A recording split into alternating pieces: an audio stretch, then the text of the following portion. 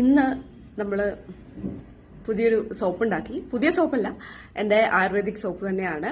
അപ്പോൾ ഈ ഒരു സോപ്പിന്റെ പ്രത്യേകത, ഇതിൽ ഇനി ഇല്ലാത്ത സാധനങ്ങളൊന്നുമില്ല. അപ്പോൾ കടലമാവുണ്ട്, മഞ്ഞളുണ്ട്, ചന്ദനമുണ്ട്, അതുപോലെ തന്നെ മഞ്ചിഷ്ട ഉണ്ട്, തേനുണ്ട്, ആൽമണ്ട് ഓയിൽ ഉണ്ട്, ചെറുപയർ പൊടിയുണ്ട്. അങ്ങനെ എല്ലാ കൂട്ടും ആയുർവേദ കൂട്ടും ഉപയോഗിച്ചിട്ടുള്ള സോപ്പാണിത്.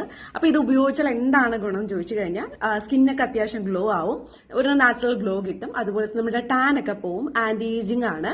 അപ്പോൾ കാരണം അത് ആന്റി ഏജിങ്ങിന്റെ പ്രോഡക്ട്സും ഇതിൽ ഇൻക്ലൂഡഡ് ആയതുകൊണ്ടാണ് ആന്റി ഏജിങ് എന്ന് പറയാൻ കാരണം.